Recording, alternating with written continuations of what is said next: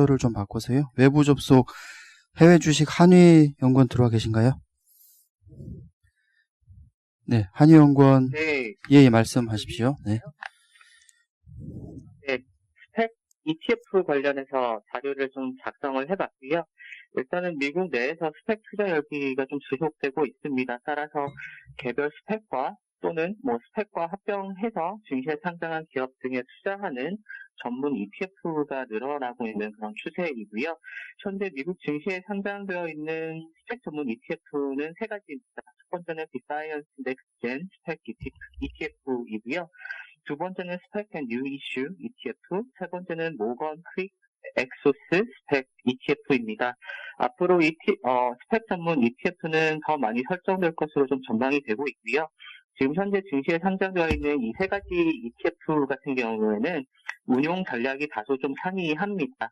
이 스펙과 스펙 합병 기업에 대한 투자 비중이 차이를 많이 보이고 있고요. 그리고 실제로 포트폴리오 운용 전략 등에서도 유의미한 차이가 존재합니다. 추가적으로 세 가지 ETF 모두 설정된 지 1년도 안 된 신생 ETF라는 점에서 이 전략 차이에 따른 성과 차이가 클 수 있다라는 부분 유의할 필요가 있고요. 세 가지 ETF 간단하게 좀 말씀을 드리자면 이제 SPAK라는 티커를 가진 이 스펙 전문 ETF 같은 경우에는 작년 9월 30일 날 설정된 미국 증시 최초의 스펙 전문 ETF입니다. 패시브 룰 기반의 인덱스를 추종을 하고 있고요. 스펙 합병 통해 상장한 기업의 60%를 투자를 하고 개별 스펙의 나머지 40%를 투자하는 점이 가장 큰 특징입니다. 두 번째 스펙인 전문 ETF인 SPCX는 설정된 지 한 달 조금밖에 안 됐습니다. 작년 12월 16일 날에 설정이 된 ETF이고요. 100% 스펙 중심으로 투자하고 있고요. 액티브 포트폴리오 운용 전략을 적극적으로 활용하고 있다는 점이 가장 큰 특징입니다. 이 액티브 전략을 사용하는 이유는 이 개별 스펙들의 투자 환경 변화에 좀 빠르게 대응하기 위한 것이라고 이해해 주시면 좋을 것 같습니다. 마지막으로 1월 26일 날에 상장한 이 SPXG라는 스펙 전문 ETF가 있습니다. 일단은 스펙 합병 통해 상장한 기업의 최소 66% 정도 투자를 하고 있고, 이 스펙에 투자하는 비중은 한 33%입니다. 수익 관리를 위해서 액티브 운용 전략을 활용하고 있고요. 최대한 이 투자하는 기업들의 비중을 동일하게 좀 가져간다는 것이 가장 큰 특징입니다. 이상입니다. 예, 질문 없으시면 대원미디어 백준기 위원입니다. 네, 대원미디어 먼저 말씀 좀 드리겠습니다. 대원미디어는 국내에 만화책 좋아하시는 분들은 모르는 회사는 아니에요. 서울문화사, 학산문화사, 그리고 대원이 이제 만화책 3대 출판사였습니다. 지금이야 이제 만화 많이 웹툰으로 보시겠지만 종이책에서는 탑 클래스 회사였었고요. 그 차트는 주봉으로 좀 보여주시면 좋을 것 같습니다. 일단 지금 매출액이 올해 기준으로 2,500억 정도 되고 있고, 이 중에서 1,700억 정도는 닌텐도 유통에서 나옵니다. 그러니까 작년에 동물의 숲 잘 돼서 여기 좋았고요. 400억 정도가 아까 말씀드린 그 종이책 사업을 하는 대원 CI가 이제 매출을 하고 있고요. 나머지 400억은 대원 방송 및 기타가 하고 있습니다. 여기서 이제 주목할 부분은 대원 CI인데요. 나머지 부분은 저는 이제 크게 주목하지 않는 이유는 단순 유통이기 때문에 그렇고요. 대원 CI가 2017년부터 매출을 제가 좀 말씀을 드리면 2017년에 370억, 2018년에 350억, 2019년 330억으로 이 당시 때 DNC 미디어 같은 기업들이 연평균 30%, 40% 성장한 거에 비하면 이 만화책 웹툰 사업자로서 상당히 좀 성장이 안 좋았는데요. 이거는 그럴만한 게 종이책 비중이 너무 컸던 사업자이기 때문입니다. 그래서 2017년도 때 웹툰 웹소설 비중이 25%였었는데 올해 기준으로는 50%까지 올라옵니다. 그러니까 종이책이 너무 안 좋은 바람에 전체 매출은 정체했었지만 실제로 웹툰 웹소설을 연평균 22.4%가 성장을 했기 때문에 저는 올해 이제 디지털 쪽이 50%가 넘어가면 이 회사도 웹툰 쪽에 밸류에이션을 받을 타이밍이 됐다라고 이제 말씀드릴 수 있겠고요. 조금 이제 와닿을 수 있는 부분이 네이버 웹툰에서 이 회사가 뭐 새벽 2시에 신데렐라, 뭐 꼬리 있는 연애 이런 작품을 연재를 지금 하고 있습니다. 그래서 결론적으로는 이제 대원 CI에 대해서 업종 평균이 지금 PSR 기준으로 4.7배, DNC 미디어가 6.3배인데, PSR 4배를 적용을 하게 되면 이 지분 가치가 1,400억 정도가 되고요. 지금 대원 미디어가 시총이 1,200억이니까 다른 닌텐도 유통 그리고 뭐 용산 정비창에 있는 토지 이것도 한 400억 정도 됩니다. 뭐 나머지 대원 방송 지분까지 고려를 하면 상당히 지금 저평가돼 있지 않느냐라고 생각이 들어서 자료를 작성했습니다. 이상입니다.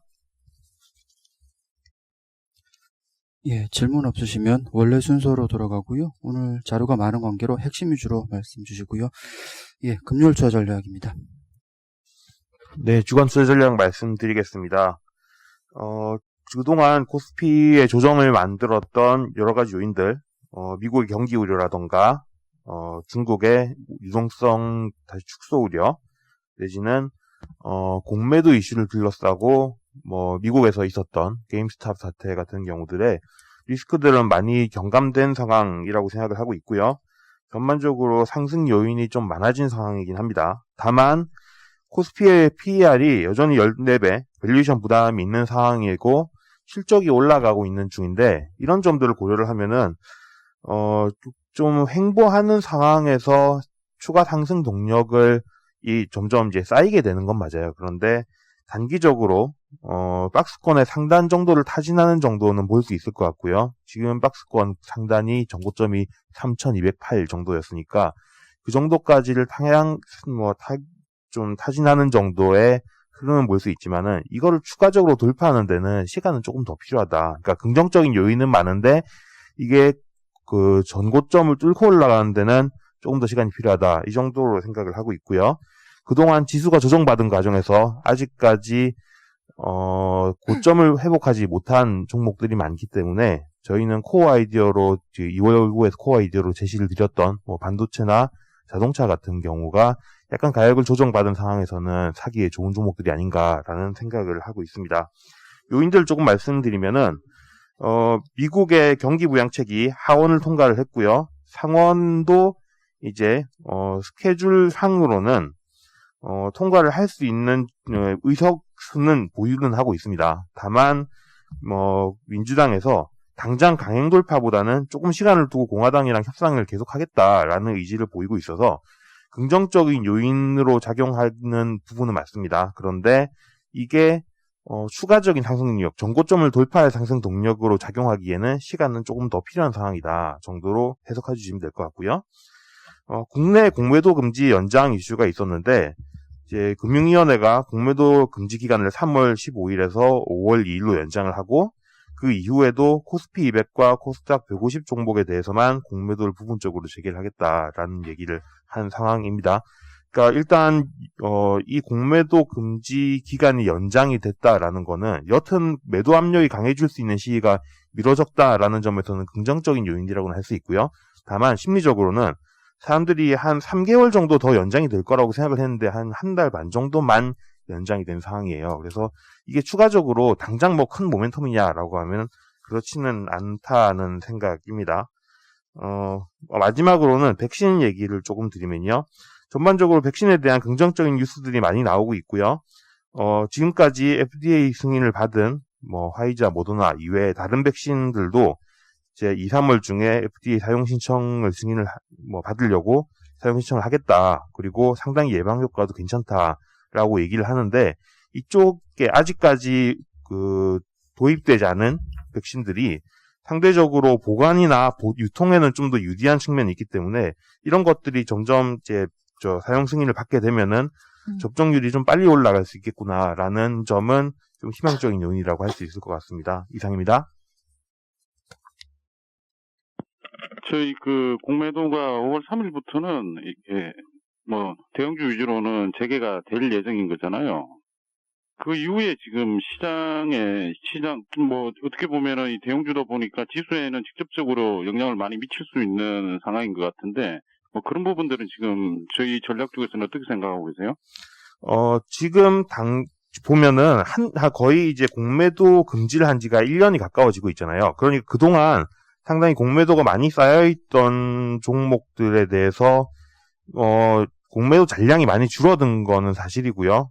그렇게 생각하면은 앞으로 공매도가 어느 정도 다시 좀 늘어날 수 있는 여지는 분명히 있습니다.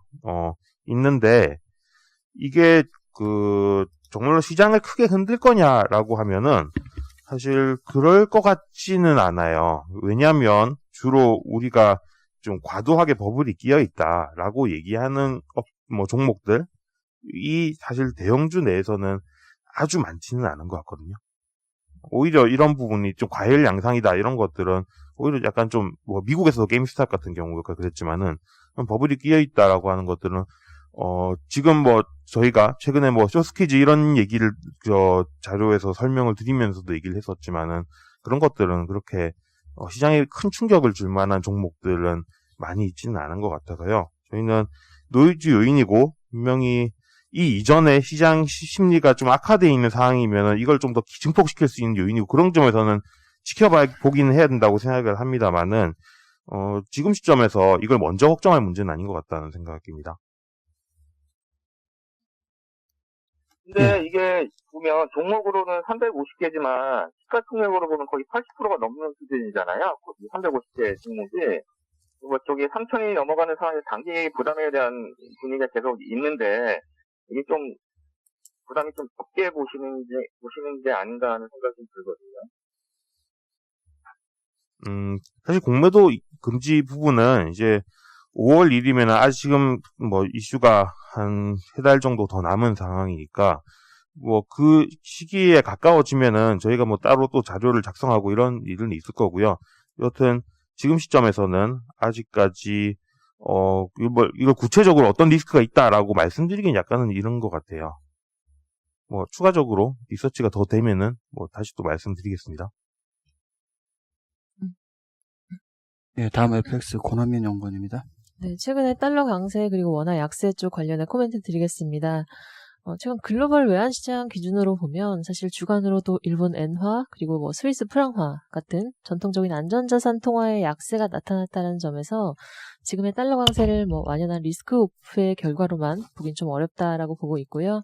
결국 미국의 성장 기대가 좀 반영됐다라고 보고 있습니다. 1분기 성장률 같은 경우는 지금 미국이 상향 조정, 유럽이 하향 조정 되면서 미국의 달러 강세가 좀 지지되는 그림이고요.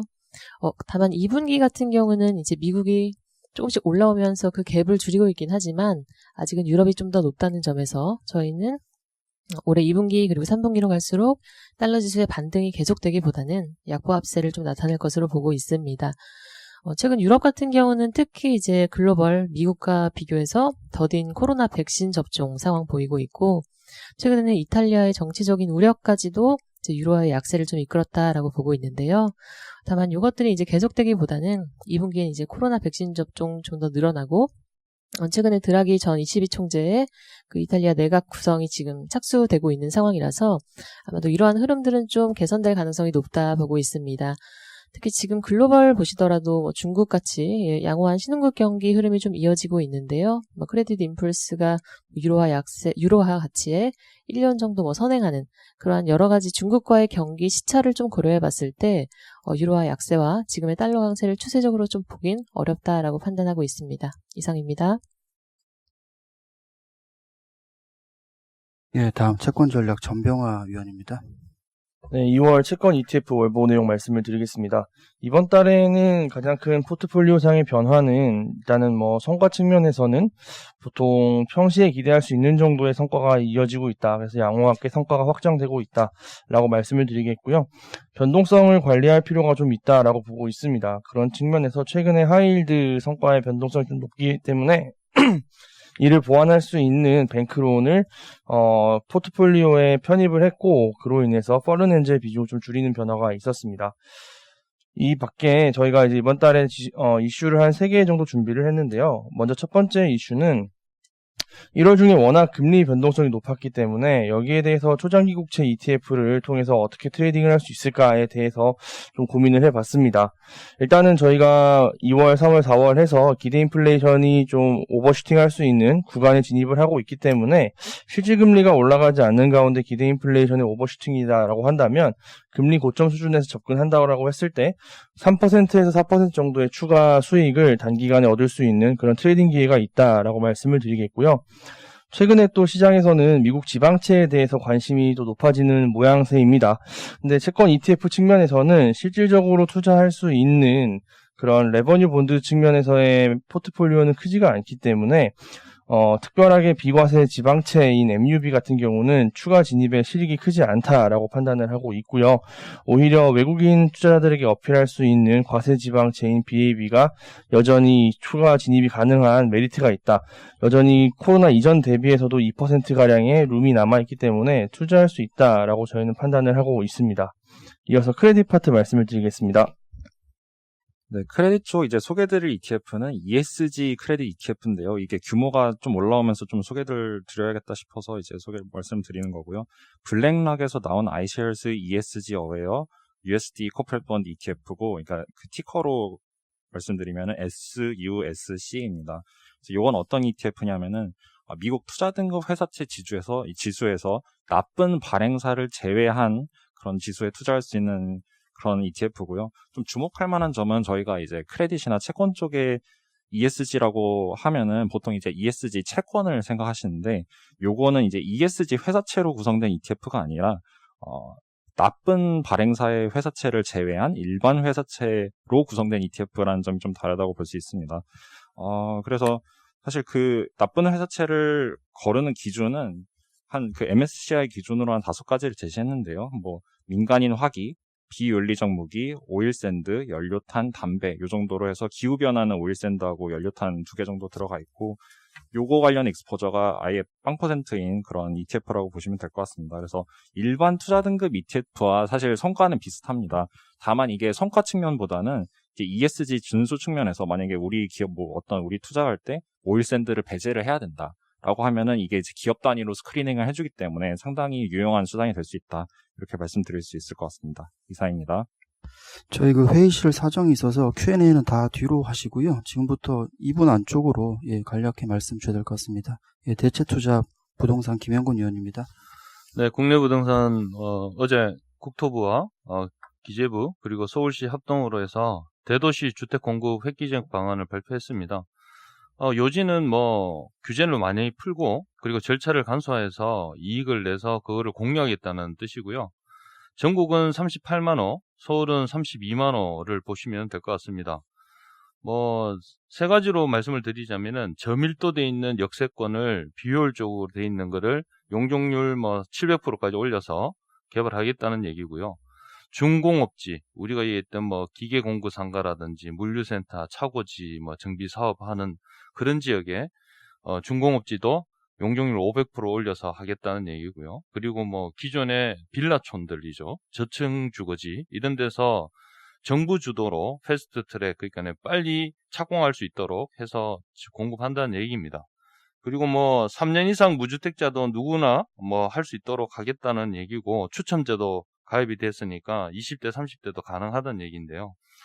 결과적으로 이번 대책에서는 토지 보상이나 충분한 인센티브가 빠르게 제공돼야지 이 사업이 빨리 진행된다고 보고 있어서, 만약에 그렇게 되지 않는다면은 실질적으로 예정지구의 주변에 있는 주택 가격을 더 상승시킬 수 있는 요인이라고 보고 있고요. 그 이유는 이주 가구가 증가할 거고 어차피, 그리고 전세 풍기 현상은 계속되고 있어서 그렇다는 얘기고요. 두 번째는 공공은 재건축 초과이익 환수제 여기는 적용이 안 된다고 하는데, 민간은 지금 적용되고 있어서 이게 또 이슈로 불거지게 되면은 사업 추진이 늦어질 수 있다, 이래 보고 있습니다. 따라서 결론적으로 우리는 올해에 고강도 조세 정책하고 대규모 공급 계획 때문에 조정세를 보이겠지만 하반기부터는 다시 주택 가격 상승세로 보고 있어서, 그 이유는 최근 3년간의 서울 지역의 주택 공급이 없었기 때문입니다. 그래서 지금 이 방안이 빨리 공급이 돼야 실질적으로 효과성은 있을 거라 판단하고 있습니다. 이상입니다. 예, 이어서 건설 쪽 말씀드리면요. 뭐 공급 증가하는 거 실적 개선 유리하다라고 보고 있고요. 특히 HDC 현대산업개발 같은 경우는 광운대 역세권이랑 공릉, 용산 역세권 지역에서 개발 사업하고 있고 용적률 상향까지도 가능하기 때문에 긍정적일 거다라고 보고 있고요. 그다음에 시멘트 업체 역시 뭐 계속 출하량 확대되는 부분들 긍정적이다라고 보고 있습니다. 예, 그럼 휴대폰 이규하 위원입니다. 네, 어제 퀄컴 실적이 발표가 됐는데요. 일단 그 핵심은 공급이 계속 이제 부품 쪽에서 부족하다는 얘기고요. 지금 그 시장에서 과잉 재고 우려가 좀 많은데 전혀 이제 그런 상황이 아니다라고 좀 밝혔습니다. 기대감이 지금 워낙 좀 높은 상황이어서 주가는 이제 어제 한 8% 이상 좀 빠졌는데 일단 우리나라로 치면 이제 2분기부터 고객사 출하량이 확대되면서 본격적으로 실적이 증가된다는 점 감안하면은 오히려 좀 기회라고 볼 수 있고요. 관련된 이제 국내 업체 중에는 삼성전기가 이제 중국 비중이 좀 높기 때문에 2분기 이후에 올라오는 거 감안하면 수혜가 있을 거다 이렇게 보고 있습니다. 예, 스튜어 드래곤 이화정 위원입니다. 네, 스튜디오 드래곤이랑 CJENM 어제 실적 나왔고 지금 스튜디오 드래곤 같은 경우에는 목표 주가 변경이 있어서 말씀드립니다.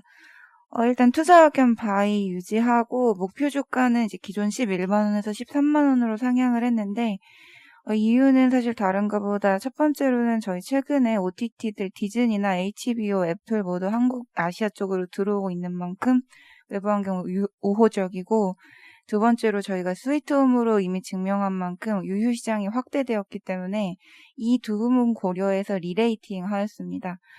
타겟 EV, EBITDA를 기존 15.5배에서 20배로 상향했습니다.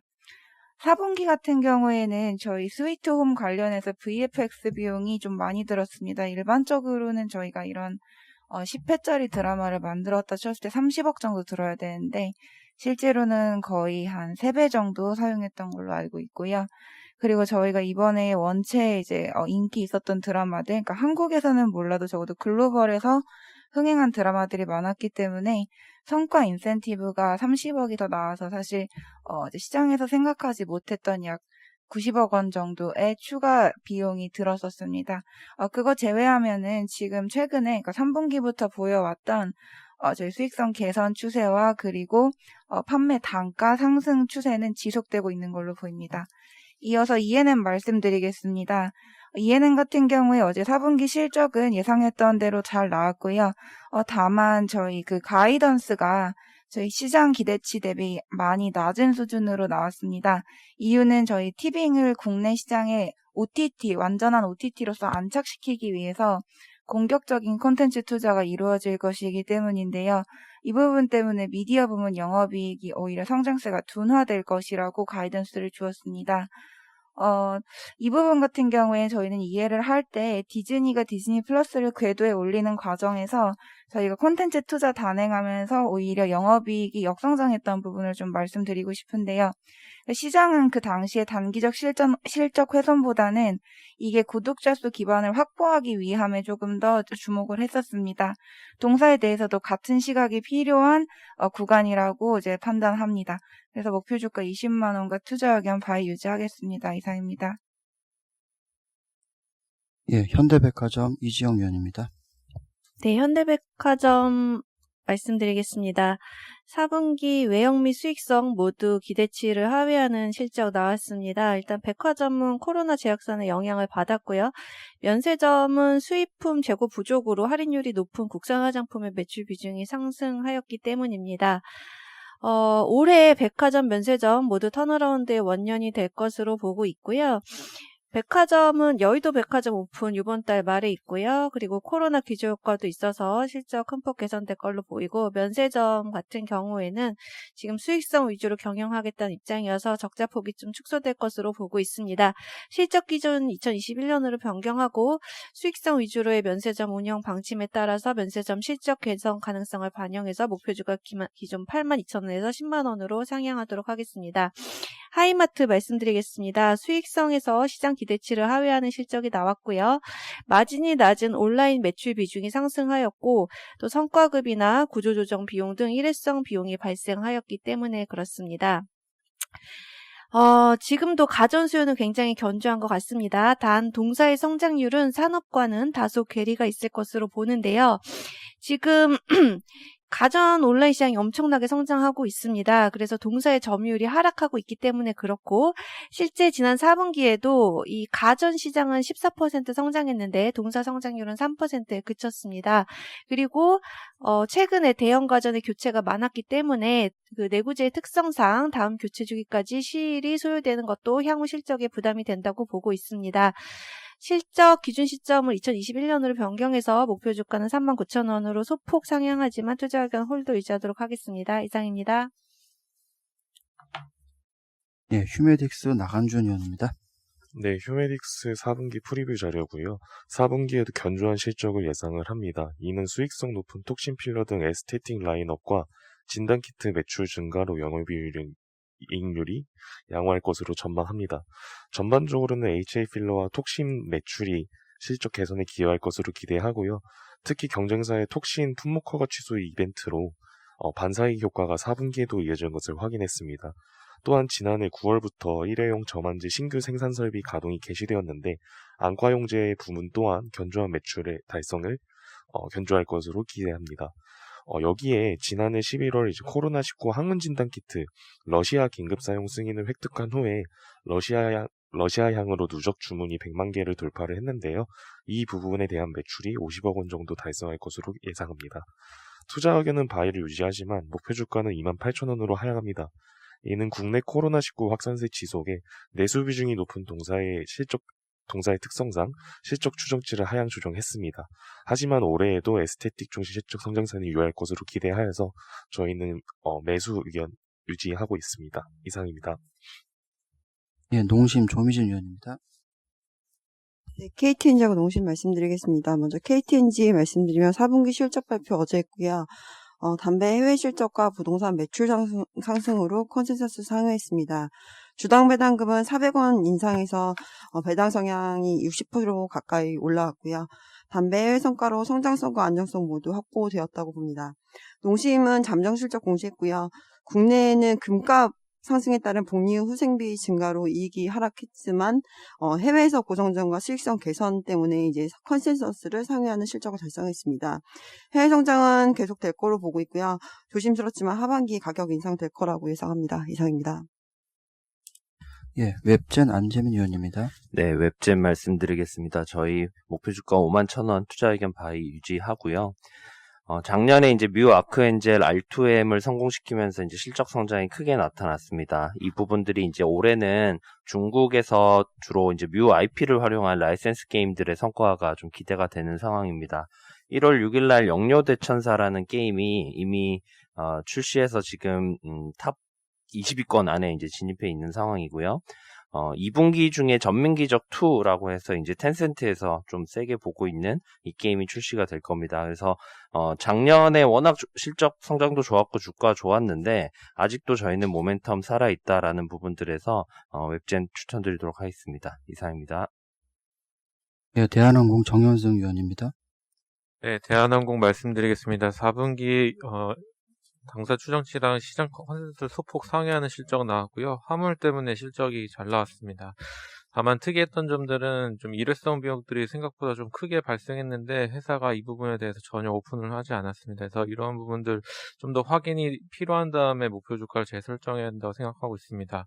일단 기본적으로 올해 1분기까지 항공 화물의 수요가 상당히 좋을 거로 보고 있고요. 최근에 다시 재차 항공화물 운임이 올라가는 걸 보면 컨테이너 쪽이나 이런 데에서 물동량이 워낙 좋은 상황이고 공급이 따라가지 못하는 상황들이 전통적인 비수기인 1분기에도 나타나고 있다는 측면에서 항공화물뿐만 아니라 컨테이너나 전반적인 해외 물동량이 좀 긍정적인 부분을 좀 확인할 수 있었습니다. 그래서 자세한 이제 목표 주가나 향후 부분들은 아시아나 실적 발표 이후 그리고 대한항공 감사 보고서 나온 이후에 좀 더 선정할 수 있을 거라고 보고 있습니다. 이상입니다.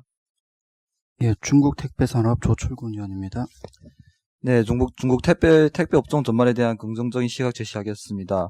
2021년 중국 택배 물동량은 전년 대비 15% 이상 증가할 전망이며 업체 간 가격 경쟁 완화에 힘입어 택배 단가는 안정세에 나타날 것으로 기대됩니다.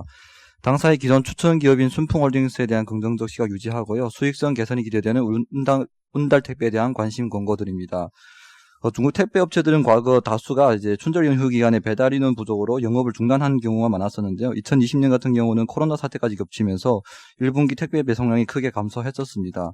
다만 올해 같은 경우는 중국 정부가 타지에서 생활 중인 중국인들에게 춘절 연휴 기간 귀향 자제를 권고하고 있고요. 일부 지역에서는 춘절 기간에 타지에서 보내는 분들에게 이제 보조금까지 지급을 하면서 인력이 충분한 상태입니다. 이에 중국 택배 업체들은 올해 춘절 연휴 기간에도 영업을 정상적으로 할 계획이다라고 발표했고요.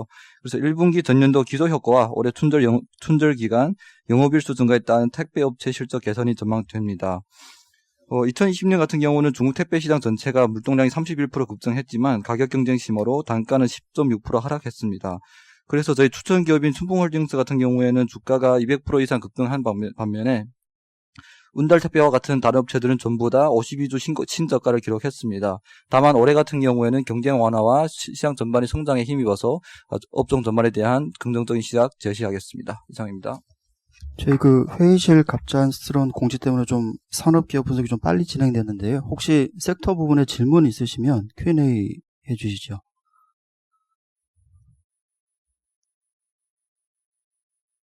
예, 그럼 오늘 모닝 미팅 마치겠습니다.